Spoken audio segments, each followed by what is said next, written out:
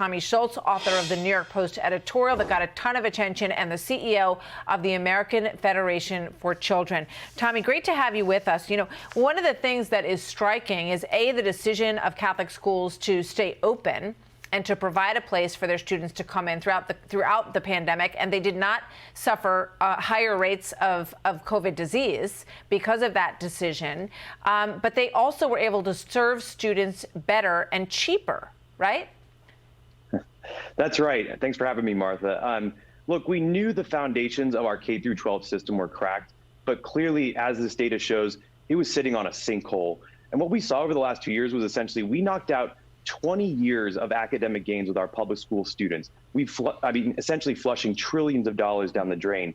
And yet Catholic school students actually increased their learning gains in reading, didn't lose ground in math generally, whereas public schools, multi-decade losses. So if we're looking at the Catholic school system, if it were a state in this country, it'd be the highest performing state in the nation. Catholic school students are either 1.5 to 2 years ahead of students in public schools. And like you said about the cost, here's what's wild. Catholic school tuition is roughly $5,800, while our public school spending is roughly $16,000 per student. So what's the solution, Martha? School choice policies, right?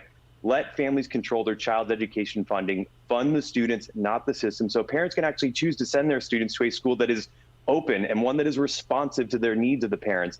And the data just kind of showed that with Catholic schools in even October 2020, a few months after the breakout of the pandemic, right? 90% of Catholic schools were open. The 10% that were closed was because the government forced them to close, like in places like California, whereas only 43% of public school students actually had access to in-person learning. So huge difference, big trends, but ultimately the solution is school choice. That's the way that we're going to get out ahead of this in the years to come. It's the way that we can actually take back our schools, take back our country. Yeah, it's fascinating because these schools, many of them were suffering from enrollment problems.